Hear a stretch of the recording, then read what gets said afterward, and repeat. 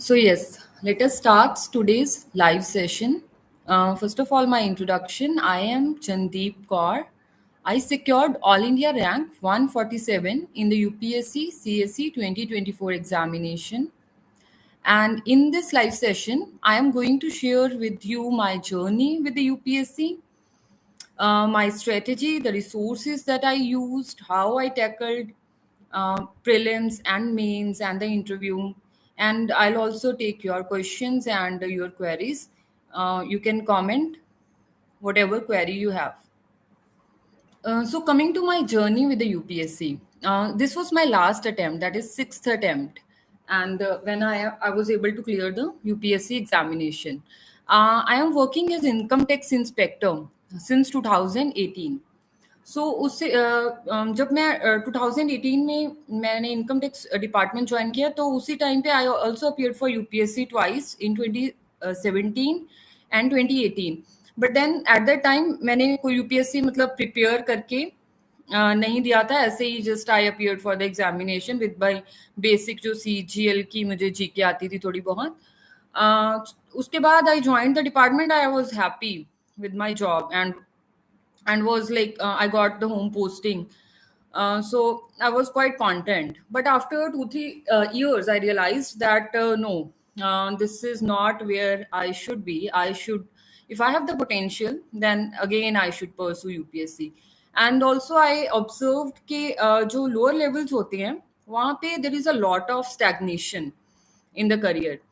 So, and I also saw IRS officers, and this is what motivated me कि मुझे दोबारा से UPSC करना चाहिए. तो 2021 और 2022 के बीच में मैंने दोबारा प्रेपरेशन स्टार्ट कर दी. तो मेरा 2022 में जो अटेम्प्ट था that was first serious attempt. In that attempt I was able to clear the prelims. उस टाइम पे फिर मेरा मेंस नहीं हुआ. 2023 में I clear the prelims again, mains नहीं हुआ. एंड 2024 में मेंस हुआ फर्स्ट टाइम और उसी टाइम पे इंटरव्यू कॉल फर्स्ट टाइम आई. So I was able to secure rank in my last attempt. Yes, I will share all my strategies and then I will take your queries. सो मेरी जो strategy है basically I think कि वो जो working professionals हैं उनके लिए ज़्यादा यूजफुल होगी. बट जहाँ जो लोग घर से प्रिपेयर कर रहे हैं, जो कोई फाउंडेशन कोर्स नहीं ज्वाइन कर सकते, तो उनके लिए I will share all the resources that I use. मुझे घर पे बैठ के बहुत टाइम लगा रिसोर्सेज को कंसोलिडेट करने में और सिलेबस को पूरा कैसे करना है कम रिसोर्सेज में ये चीज़ें फाइंड आउट करने में. But now I think I have the list and I hope कि ये किसी को अगर यूजफुल हो then you can use it. Otherwise I would also give a disclaimer that किसी भी टॉपर की कोई भी स्ट्रेटेजी है या रिसोर्सेज है, you are not suppose to follow that blindly. आपको खुद की strengths and weaknesses where you are, you have to find out that and then आप रेफरेंस ले सकते हैं टॉपर्स के स्ट्रेटेजीज से, उनके मटेरियल से. बट देन हर किसी को अपनी जो भी स्ट्रेटेजी है वो they have to make it on their own. So पहले आते हैं प्रीलिम्स पे. मैंने अपनी जर्नी में जो प्रीलिम्स है और मेंस है, वी नो कि उनका सिलेबस ऑलमोस्ट ओवरलैप करता है in specially in the GS. But मैंने फिर भी दोनों की स्ट्रेटेजी एंड जो मैंने नोट्स थे उनको सेपरेट रखा. ज़्यादातर जीएस में मैंने दोनों के नोट्स को सेपरेट रखा, स्पेशली जीएस 2 में और जीएस 3 में. जीएस 1 में because there is a lot of syllabus, तो I use to refer to my prelims notes only. But बाकी के मैंने नोट्स प्रीलिम्स के पॉइंट ऑफ व्यू से बनाए थे और मेंस के मैंने मेंस पॉइंट ऑफ व्यू से बनाए थे. So firstly coming to the prelims. Prelims में हमें लगता है कि कुछ भी यूपीएससी आस्क एनीथिंग, राइट, कि anything under the sun can be asked, right. But even if anything under the sun is asked, what is in our hands, right, what we are suppose to do. तो हमें मतलब we can not read each and everything, we can not have each and every knowledge. But हमें पता है कि अगर हम UPSC का सिलेबस पूरा करते हैं तो यूपीएससी इज डूएबल. ठीक है, it's not like some rocket science. UPSC में प्रीलिम्स में क्वेश्चंस भी ऐसे पूछे जाते हैं which you can solve with a lot of common sense, right? If you have finished your syllabus, तो आप अपनी common sense अप्लाई करते हो, अपनी नॉलेज को अप्लाई करते हो, अपने कॉन्सेप्ट्स को अप्लाई करते हो, तो because cut off is never like more than 100 in the last 7-8 years I have seen, तो आपको तो 50% मार्क्स ही लेने हैं। तो जो आपका सिलेबस है, if you are able to complete that, तो then you will be able to score good marks in the prelims, at least cut off तो आपका हो जाएगा। तो पहले कट ऑफ हमें जीएस के सिलेबस को we should divide it in the 6-7 manageable parts, ठीक है। So this is what I did कि सिलेबस बहुत वास्ट है, बट उसको उसको वी हैव टू कंपार्टमेंटलाइज। तो हमारी 6-7 ही कुछ मोटे मोटे सब्जेक्ट हैं जीएस के, एंड उन्हीं में हम सारा सिलेबस को डिवाइड कर लेंगे। For example history, geography, economy, polity, environment, science and tech, and something like international relations, ठीक है। This is how we are going to divide the syllabus. उसके बाद जो भी करंट अफेयर्स आ रहे हैं वो भी इसी में से आ रहे हैं, राइट। जो भी क्वेश्चंस पूछे जा रहे हैं वो इन्हीं सब्जेक्ट्स में से आ रहे हैं कहीं ना कहीं से। तो we have to finish the syllabus as per the head of the जो भी हमारा सब्जेक्ट है, उस हेड के हिसाब से we have to finish the syllabus. So सबसे पहले यूपीएससी में जब हम प्रिपरेशन स्टार्ट करते हैं, सबसे easiest thing to do is polity, ठीक है। When you do finish your polity, when you start your preparation, तो पहले सबसे आई सजेस्ट कि पॉलिटी को फिनिश करो, देन इकोनॉमी को फिनिश करो, उसके बाद you can do the geography and environment, फिर बाकी के सब्जेक्ट्स। क्योंकि when you will finish these subjects, तो आपका जो न्यूज़पेपर है वो आपको easily you will be able to understand that. अगर आपके ये वाले सब्जेक्ट्स फिनिश नहीं है तो आपको न्यूज़पेपर ही नहीं समझ आएगा कि हाउ टू रीड दैट, कि उसमें से काम की चीजें कौन सी हैं, तो आप 4-4 घंटे बैठे न्यूज़पेपर ही पढ़ते रहोगे। So this is what I suggest. And newspaper को भी पढ़ते टाइम आई सजेस्ट कि you should not give more than 1 hour to read a newspaper every day. Fix some time for the newspaper. Once you have finished these basic subjects, उसके बाद you will be able to understand newspaper, and तो उसको 1 घंटे का time दो, ठीक है। उसको उस 1 घंटे में ही you should try to read it all, ठीक है। तो हमें वर्ड बाय वर्ड तो नहीं पढ़ना होता, वी हैव टू सी कि what is important and what can be asked in the prelims, what can be asked in the mains. So now coming to all the resources, how I managed my prelims preparation. Firstly, coming to polity. तो हमें polity का पता है, सबको पता है, one book which is sufficient, I believe, that is Laxmikant. अभी भी polity की जो मैंने इस साल का पेपर देखा था, so most of the questions were solvable, वो पॉलिटी की लक्ष्मीकांत की बुक से, ठीक है। But what you have to do is कि उसको you have to revise it multiple times, right. जैसे बिफोर द प्रीलिम्स आपकी 4-5 बार रिवीजन हो जानी चाहिए, एंड जैसे जैसे आपके अटेम्प्ट्स बढ़ते रहते हैं, so in every attempt you should be able to revise it at least 4-5 times. तो तभी वो उसकी कंसेप्चुअल क्लैरिटी रहती है, तभी क्योंकि there are facts also in that which are asked, minute details are asked in the UPSC. For example, इस बार लोकपाल में UPSC has asked minute details, so वो भूल जाती हैं चीजें, right। पंचायती राज सिस्टम में भी there were minute details, so if you won't revise it you will forget these things. So for polity I will suggest कि Laxmikanth is the best resource. And then आते हैं पॉलिटी के करंट अफेयर्स। सो पॉलिटी के current affairs में sometimes तो UPSC just picks the questions from the newspaper, कि कुछ चीज न्यूज़पेपर उस टाइम पे होती है, उस टाइम पे न्यूज में होती है, so UPSC can pick that question from there. So newspapers we are reading every day. Other than that, we should combine the current affairs of the polity with the static portion. क्योंकि आप देखोगे कि polity के current affairs में जो भी आप current affairs की पीडीएफ्स देखोगे, तो मोस्ट ऑफ दोज पीडीएफ्स बहुत ज्यादा जो अपना स्टैटिक है वही रिपीटेड होता है। तो अगर आप उसको करंट अफेयर्स को कंबाइन कर लोगे, so it will be easily हो जाएगा आपसे कि करंट अफेयर्स आपको अलग अलग से फॉलो नहीं करने पड़ेंगे, आपको एक फ्लो भी बन जाएगा, चीजें रिटेन भी हो जाएंगी और करंट के साथ कनेक्शन भी हो पाएगा, and you will be able to somewhat predict the questions as well. For example पिछले कुछ साल से गवर्नर वाला इशू काफी ज्यादा हाईलाइटेड था, every day it was coming in news. तो वी सॉ कि इस बार यूपीएससी ने प्रीलिम्स में गवर्नर पे काफी क्वेश्चंस पूछे हैं। So this is how you are going to connect the things, right? But static is most important क्योंकि we keep running behind the current affairs all the time कि ये PDF पढ़ लें, वो PDF पढ़ लें। But अगर आपके basic strong होते हैं, so you are able to connect the current affairs with the static, and आपकी कंसेप्चुअल क्लैरिटी है जो और ज़्यादा स्ट्रांग होती है, एंड फिर आप इंटेलिजेंस गेसिंग कर पाते हो, क्वेश्चंस को सॉल्व करते हो, तो आपकी जो स्किल्स हैं they also become polished, right?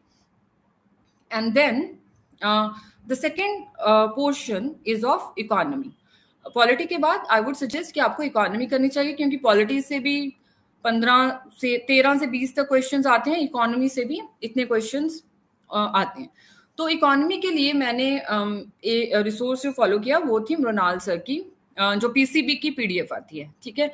And I would suggest कि वो it's bulking, yes it is, and sometimes वो थोड़ी बोरिंग भी लगती है, क्योंकि उसमें बहुत ज़्यादा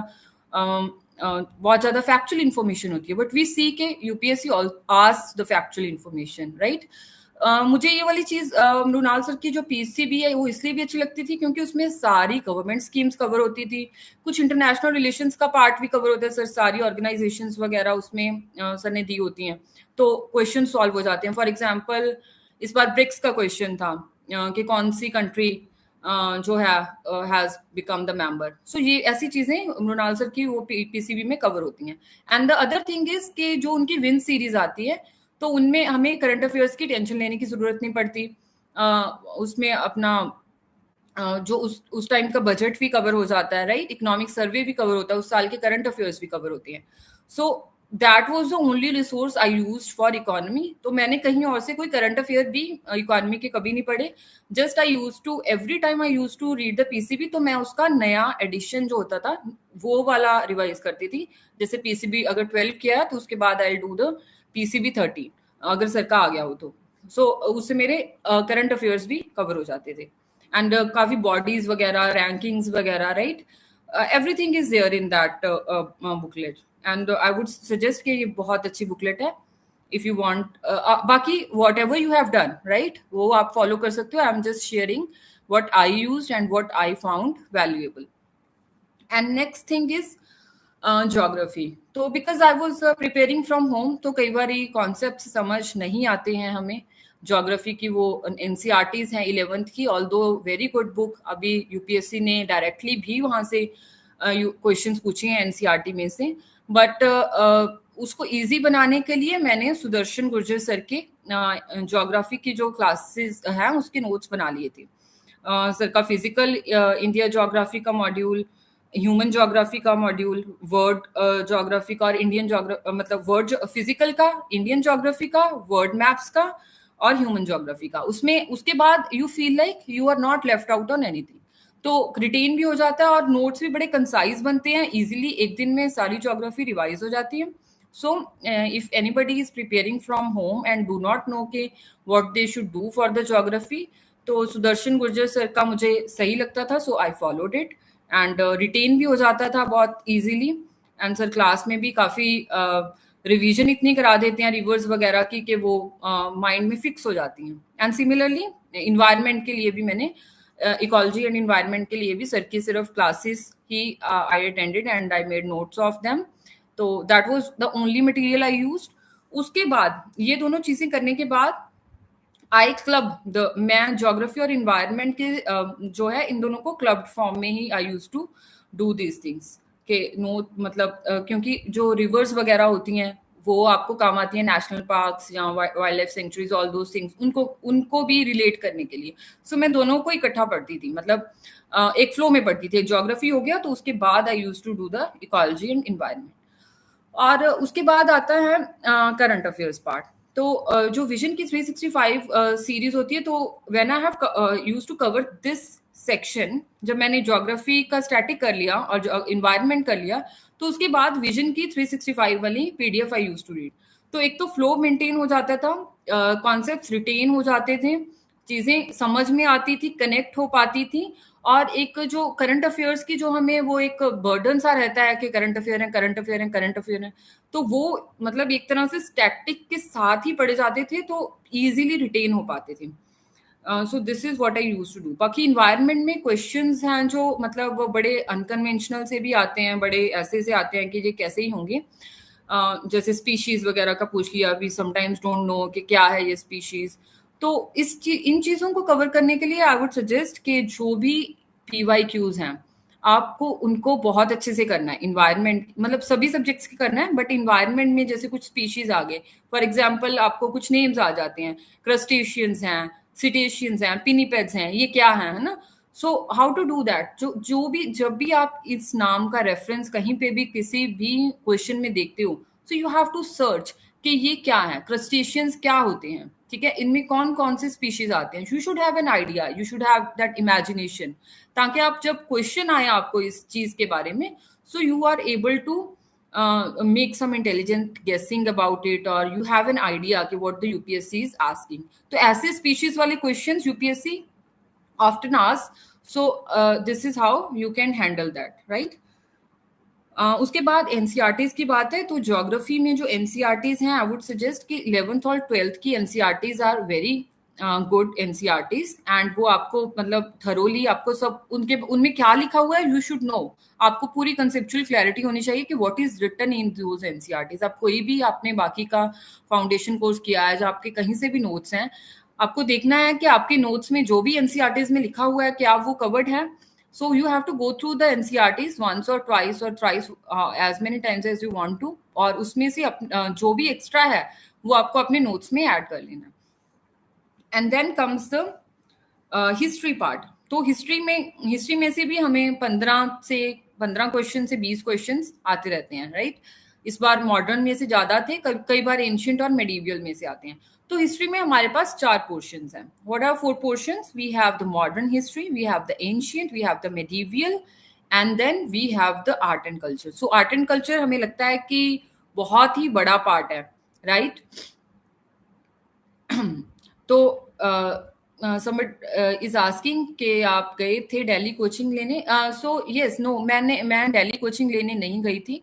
I was a working professional, तो मैं घर पे ही तैयारी कर रही थी। I did not have the time for any foundation course. तो आई वाज जस्ट मतलब जहाँ से भी मुझे कई रिसोर्सेज लगते थे जो इजी वे में हो पाते थे, so I use to take the online help, but I never went for any offline coaching.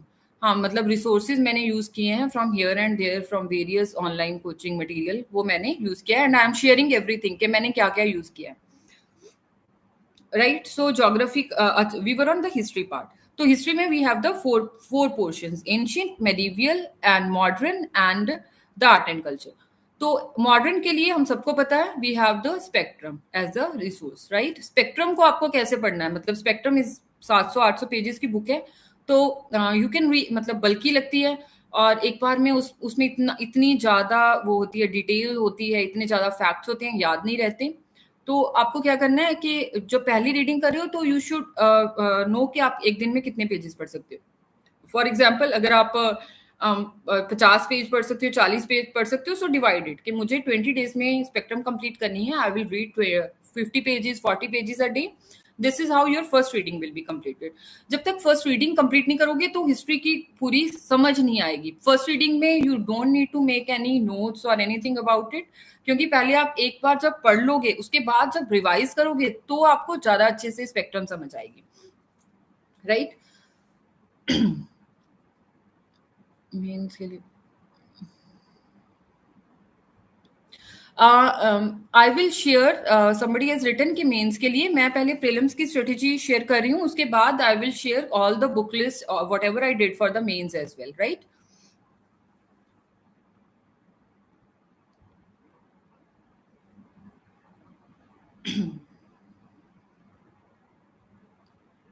सो आपको डेटा, स्टैट्स और टाइमलाइंस हिस्ट्री में याद करनी है। हाँ, वो जब आप मल्टीपल टाइम्स पढ़ोगे, इमेजिन कर पाओगे चीजों को। जब आप एक दो बार रीडिंग करोगे, 2 बार करोगे, 3 बार करोगे, तो आप चीजों को इमेजिन कर पाओगे, कोरिलेट कर पाओगे, right. So that is how you are going to remember each and everything. UPSC is all about multiple revision, मतलब आप यू हैव, आपका जो माइंड है शुड ऑलवेज बी एक्टिव।